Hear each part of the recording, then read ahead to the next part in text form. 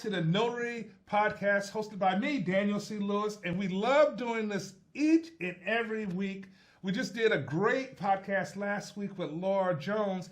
This week, we have another great guest on the podcast, Donna McGee Christie. Hopefully I'm pronouncing that right. And if you like the podcast, make sure you like, share, and subscribe. We love doing this for you, but we need more people to like, share, and subscribe. And if you have a comment or have a guest speaker that you want me to interview during the podcast, no matter where they are in the country, please put that down in the comments. Today, our very special guest is Donna McGee Christie. Say hi, Donna. Hi, how you doing? Great, great.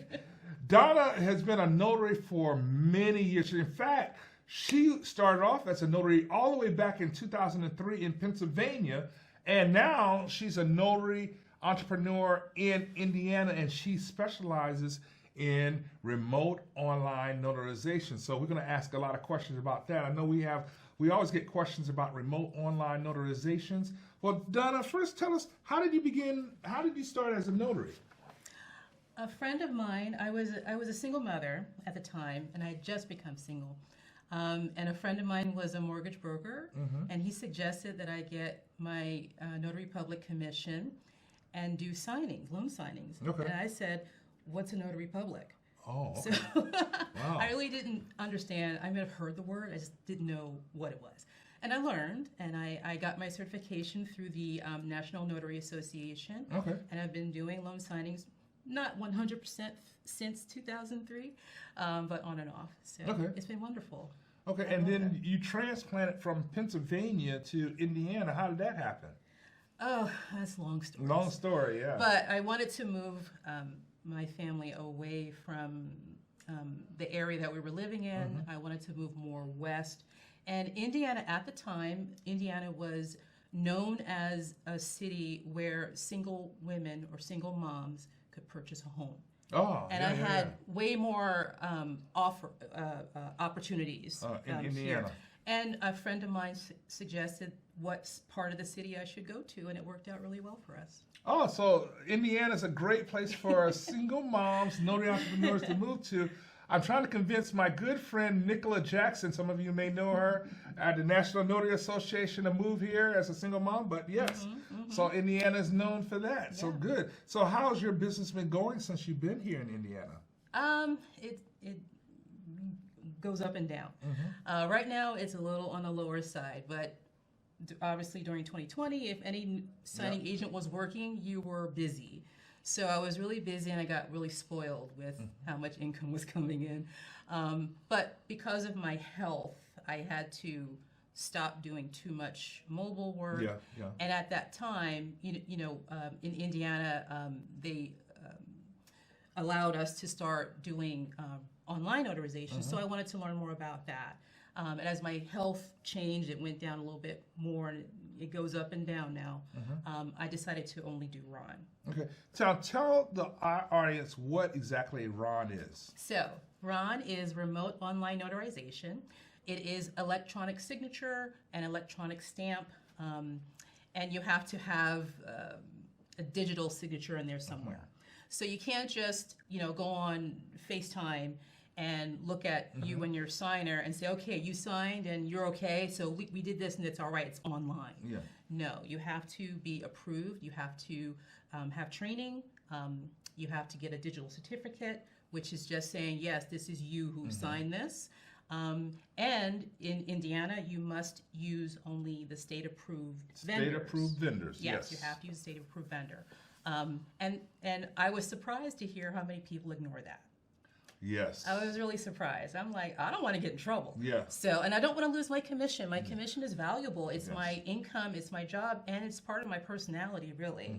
We are notaries, and we are we're with our signers, whether they're our clients or our clients' signers, at some of the most positive and the most sad parts of their lives. We can't just, be a person with a stamp. Oh, I have a good story.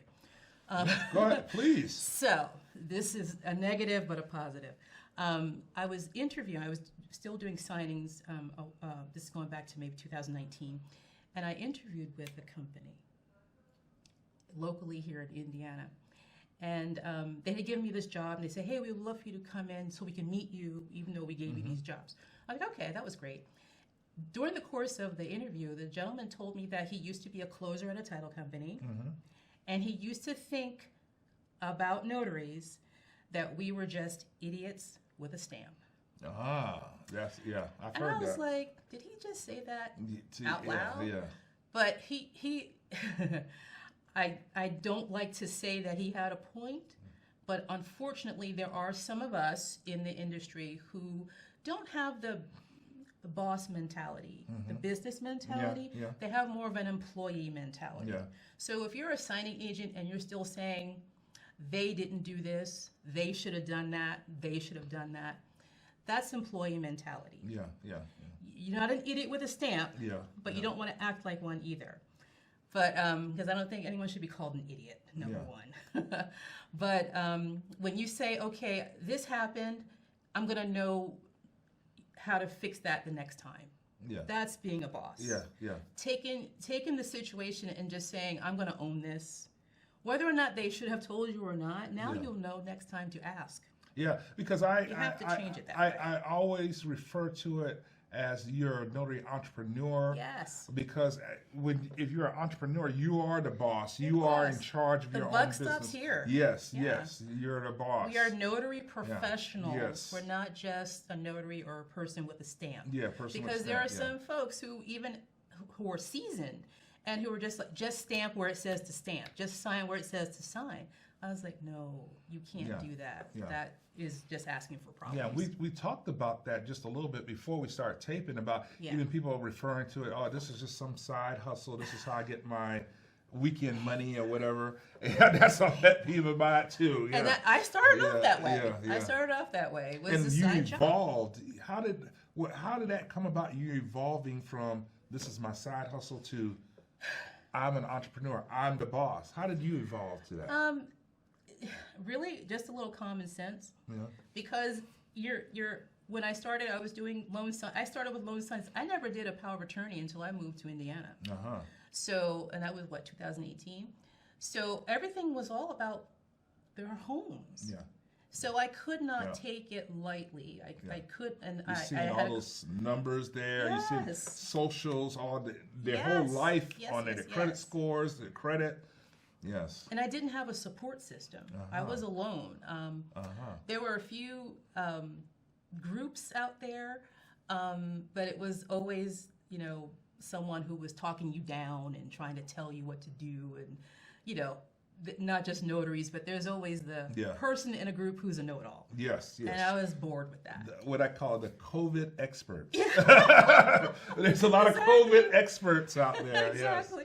Yes. But when I found that my mindset changed mostly when I got a mentor, and when I surrounded myself with other professionals who were looking at this job not just as a side hustle, even if you do it part-time. It's your part-time career.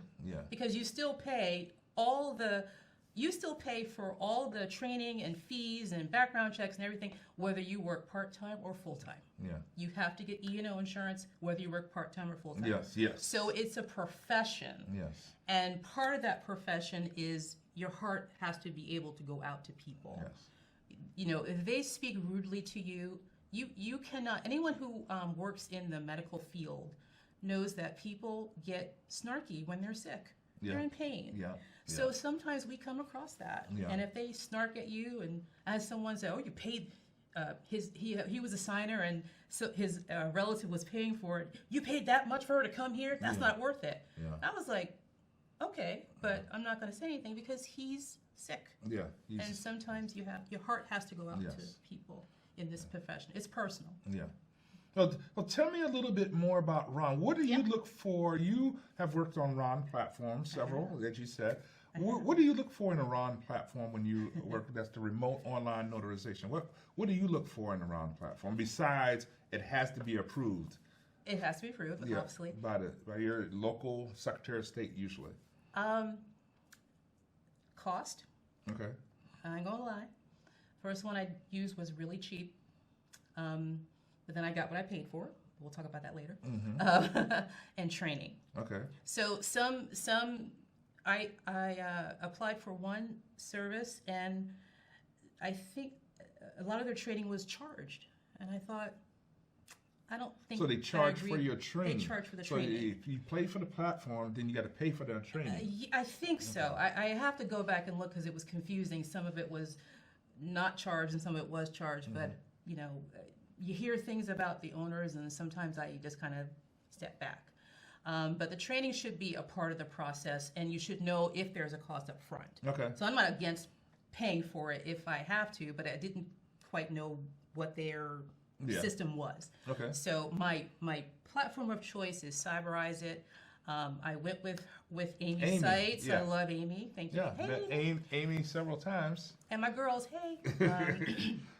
So Amy, from the very beginning, she was a notary and made this platform for notaries. Our platform works a little bit different than other platforms, but once you learn how to use it, it's there for you. And once again, that was Cyberize. Cyberize It. Cyberize It. Cyberize It. Okay. Yes. So yay. And I'm also on other platforms. So yeah, it has to be. If it's not really user friendly, if you teach me, I'll learn it. Okay. So some people get really scared about that. You do have to think of things differently. There are signing services that provide Ron signings, and they'll do all the tagging for you. Okay. But you know, when you're an independent person, you have to do all the tagging yourself. Okay. Which is no problem. That's part of the gig. It's part of the job. We do get a little bit of a higher fee for notarization. Yeah. And there's a certain convenience to it. And with my health issues, it allowed me to continue working. Yeah. And that's what I want to do. And you can work from home. I can work from home. Now, what do you don't like about certain platforms? Because I know some platforms you look for, you got to make sure they're approved. Yes. The educational piece to it, Yes. The ease of use of the platform. What things that you don't like when you're looking up? Hey, I want to use that platform. Well, maybe I'm not. What things are you looking for? I don't like.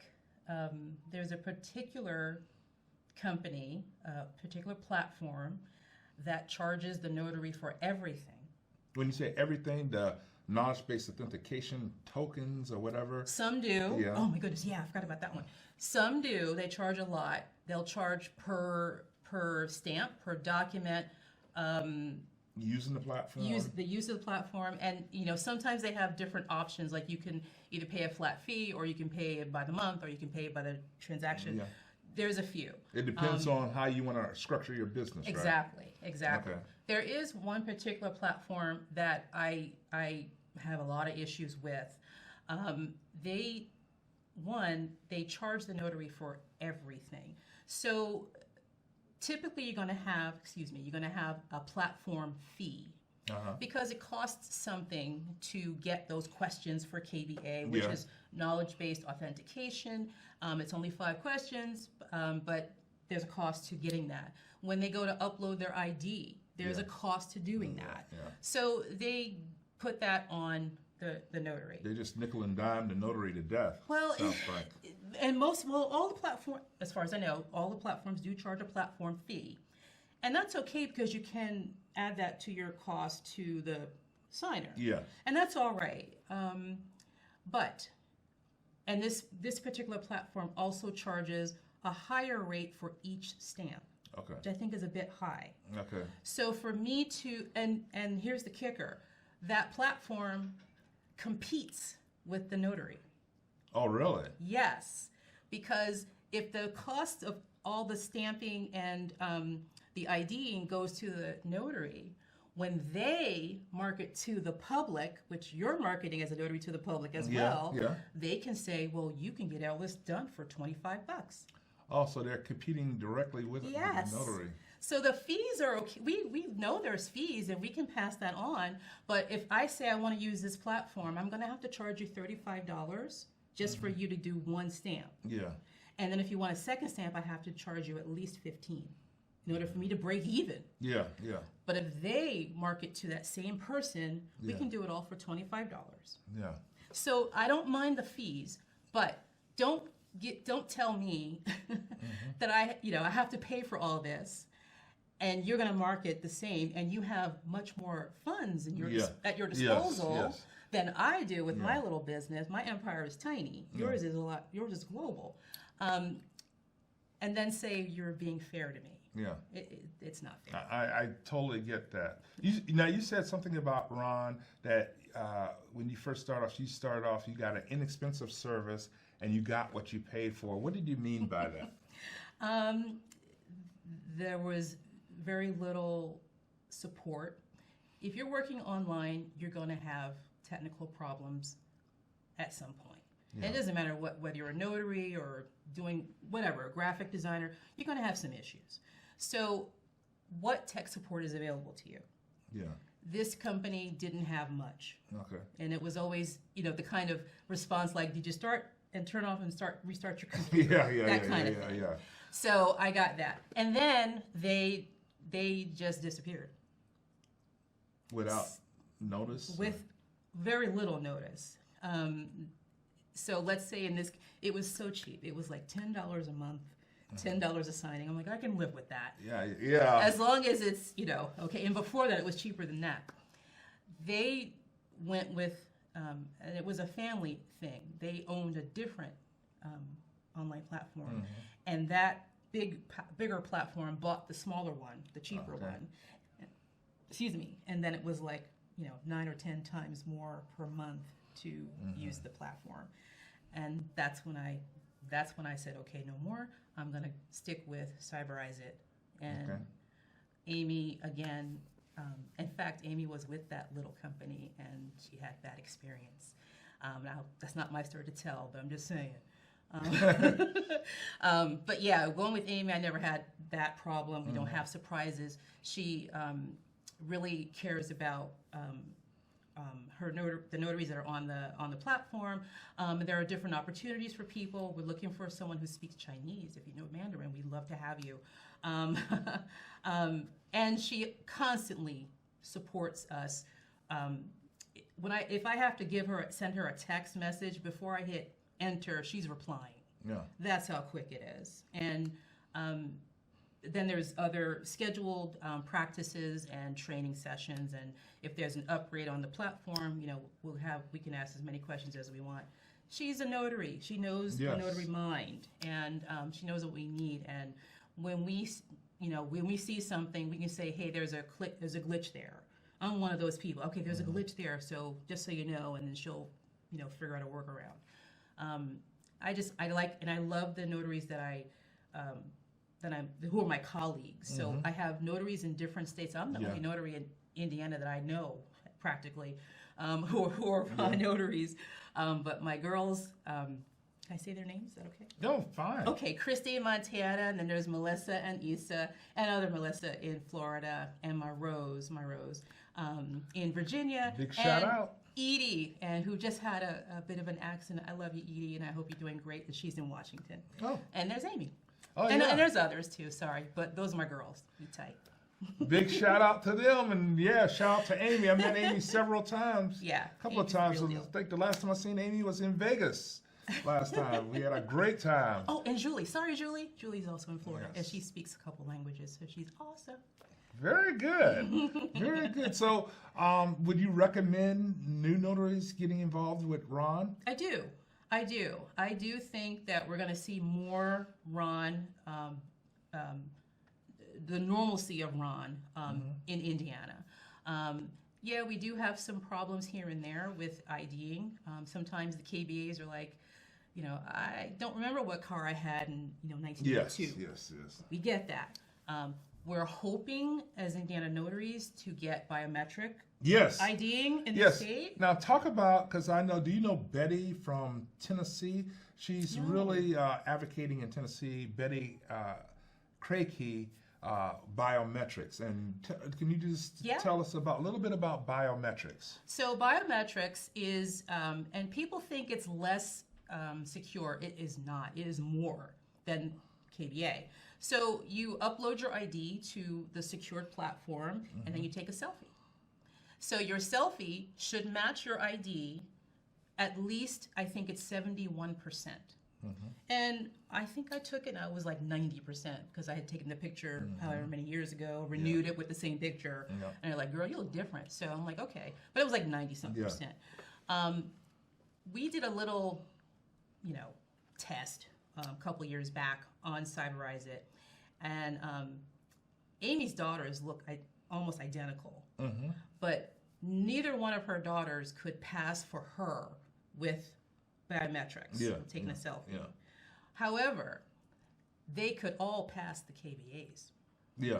Oh, because they knew the other person. Now, the KBA's knowledge-based authentication is like getting your credit report, what like you said, what kind of car you had in this, where did you live here, or whatever. And a lot of times it's somebody that you went to college with that knows your information, or ex-wife, ex-girlfriend, ex-husband, ex-boyfriend. Or if you're a caretaker. I know all my mother's stuff. I knew her social security number when she was alive. So the biometrics is much more secure than the KBA. And it helps because right now with Ron, a lot of people that are blind can't do it, or deaf, they can't do the Ron. But with KBA, that opens up the ballpark for them. Deaf you can. Yeah. Definitely you can. Oh, yes. Yeah. I thought they needed to hear what you're saying to them. They can they have use the machine. They can do that. Or with Indiana, it's tricky. The handbook says one thing and the training says something else. Yes. So I'm just, I'm up in the air about that. But but technically, a blind person can sign, but they would need assistance. They need assistance with that. They need assistance. I was going to say something I forgot. Anything? Alta. Go ahead. Alta. So Alta, the American Land Title Association. They had there's a little handbook. If you're a notary in Indiana, you probably have seen it, or anywhere actually, because it's Alta. They're talking about seller fraud. So there's been an increase. I want to say, I can't remember exactly, but I'm a member of the Indiana Land and Title Association, and that's how I learned about it, and I got to talk about it. So there's an increase of seller fraud, particularly with like plots of land. And people are coming up and saying, "This is my land. I want to sell it," and they have been successful. Yes. Okay. And one of the ways that ALTA, the American Land and Title Association, has suggested for preventing fraud is Ron. Oh, because how would that prevent the fraud? I'll tell you. So the KBAs, usually, again, KBA questions is part of it in Indiana at least. And for the most part, people know how to answer themselves. Yes. They have to upload their ID. And the ID has to be uploaded. And the software, rather, checks to see if, at the very least, if the ID is valid. A valid ID. Or hasn't been tampered with in any way. So that is helpful. Yes. And then the third aspect of IDing a client or a signer, when you get into the room with the video, you have to hold up your ID. Yes. To make sure that it's the same one that they used and that it's them. So I love doing Ron. I love the fact that I can help people from different countries. I've helped people in China, in the the Democratic Republic of Congo, Djibouti, Italy, the Philippines. I have a little map. If you follow me on social media, you might see my map, and there's little stars all over the place. And I love that. And I cheated on one, but I'm not going to tell you which one. But I get to meet people all over the world. And as long you do as it from the comfort of your home. I do. And if it's a really bad physical day for me, I can still manage it. You can manage to get through it. I can roll out of bed with my fuzzy slippers on, put a shirt on that I don't mind using on camera. I might comb my hair, I might not, but I can get the job done. And that's what I like about being a Ron notary. Yeah, despite whatever issues that might come up, technical issues, whatever. I love being a notary, and that's what I do. And I'm also an apostille agent too, and that's really That's interesting. fun too, because you meet That's really people from interesting. different countries still too with that. Yes. Yes, and learning about documents and seeing, I'm like, oh, okay, yeah, that's So awesome. you would recommend, whether you're Ron or traditional notary, diversifying your. Absolutely. Yeah. Absolutely, because as you all know, in 2020, there was a ton of business. Yes. I was turning people away. I had a signing service, and you'll never hear this again, say, name your price. Yes. You ain't going to hear that no more. Oh, you never know. Maybe. Things may be taking a swing back. Maybe. But I'm not going to hold my breath. Yes. But I traveled all over Indiana. I saw some beautiful country, and it was really nice. I'm glad I was here when I was still doing mobile work. I got to see a whole lot and learn a lot about the state. I don't think that's going to happen too much. So when the real estate industry goes down, it really goes down. It really did this past time. So it could happen again. So in the meantime, learn other things. Like we talked about trust and estate planning, and people are doing that. Estate planning, trust, Apostille. apostilles, weddings. Yeah. I-9s, Yes. car deals, procurements, Whatever you even wanna field inspections. Yeah. Yeah, learn how to diversify. Exactly. Any last thing, little tip you want to give to our audience? Yes, for notaries, know your state law. Nothing is very complicated. You're only thinking it's complicated. Know what you can and cannot do. What you can, especially if you're a RON, if you become a RON notary, don't allow your lack of knowledge about state law to confuse you about technology. Sometimes people will say, well, my signing service told me to do this and it told me to do that, blah, blah, blah. I said, well, what does your state law say? They're like, I don't know. I said, you should. You're the notary professional. You're the expert in your state. That's right. You should know what your driver's license is. Oh, and don't get started on that. Because IDing people like on Ron, there's one thing to do. But there's a lot of signing agents who don't even carry a little pen light. Oh, That's a UV pen light. That they can see the so you can see the holograms on that thing. Yes. And anytime I've walked into a title company to do a closing, no one has ever asked me if I had one. They're $5.